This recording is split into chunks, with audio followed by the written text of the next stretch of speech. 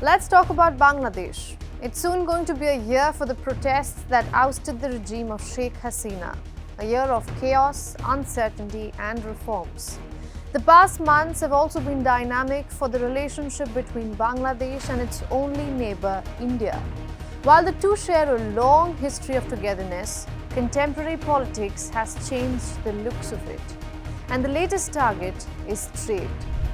Why is India restricting imports from Bangladesh?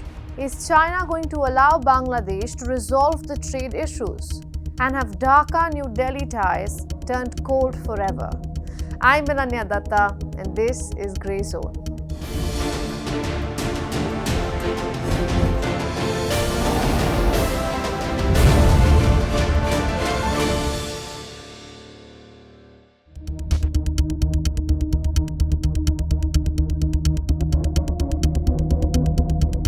India has imposed new restrictions on imports from Bangladesh through land ports. This amounts to nearly 42% of total bilateral imports and is going to affect goods worth around $770 million. The order came directly from the Directorate General of Foreign Trade. Their justification is that the move shouldn't be seen in isolation. They say it's in retaliation to Dhaka's decision. And this is where it gets interesting. Bangladesh has introduced a series of restrictions on Indian exports for the last few months. This includes a ban on Indian yarn, stricter curbs on rice shipments, and bans on paper, tobacco, fish, and powdered milk imports. Dhaka also imposed a transit fee of 1.8 taka per ton per kilometer on Indian goods passing through Bangladesh. These kinds of restrictions have had implications for India's northeastern states, who heavily rely on access to both Indian as well as Bangladeshi markets. There's also political realignment in Dhaka to be blamed for the decision. Hasina had been seen as a safe prime minister by New Delhi, known to keep its interests in mind. But her fall has raised anti-India sentiments across the country. And that is seen in Dhaka's shift away from New Delhi and closer to Beijing. But before we come to China, let's talk numbers. Here's how trade looked until last year. Bangladesh is India's biggest trading partner in the subcontinent, and India is the second biggest export partner, accounting for 12% of the total exports to Bangladesh.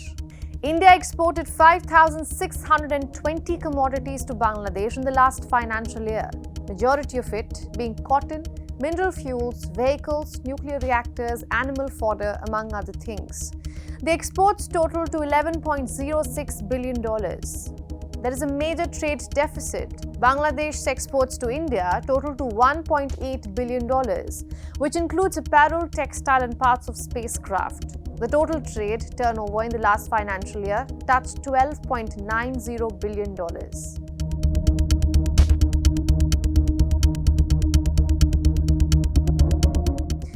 For years, China struggled to strengthen its foothold in Bangladesh as Sheikh Hasina's government prioritized India in its foreign policy. But her fall and chaos in Dhaka created an inroad. Less than 2 months ago, Bangladesh's interim chief, Mohammad Yunus, paid a visit to Beijing, where he did two things: sign a $2.1 billion investment project and make statements that upset New Delhi. Here's one of the statements. 7 states of India, the eastern part of India, known as the Seven Sisters, are landlocked. They have no way to reach out to the ocean. We are the only guardian of the sea. This opens up a huge possibility that this could be an extension of the Chinese economy.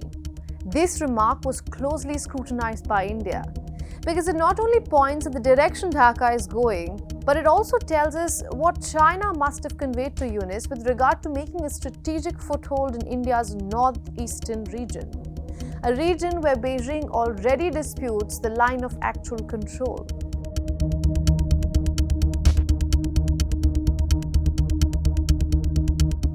So it's clear, it's not only about trade, it's also about geopolitics. And it seems like Bangladesh needs to make a decision as to which side it wants to choose. After India's restrictions, the interim government has already hinted at wanting to resolve all trade problems with India. Commerce advisor of Bangladesh to interim government told, and I'm quoting from his statement, We do not know anything officially about India's steps yet. We will be able to take action after we know officially. If any problems arise, both sides will discuss and try to resolve them. Like it's that simple. What we are witnessing between India and Bangladesh isn't just a trade spat. It's a stress test of long-standing ties in a rapidly changing subcontinent. For decades, Dhaka and New Delhi have relied on its history and geography to keep diplomacy stable. But today, both are learning that friends and foes aren't permanent.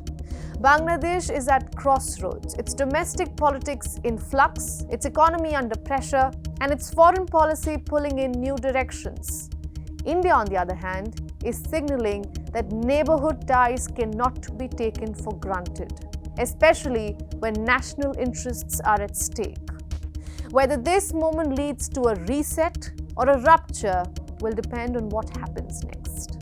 This is Grey Zone. I'm Ananya Dutta. Thanks for watching.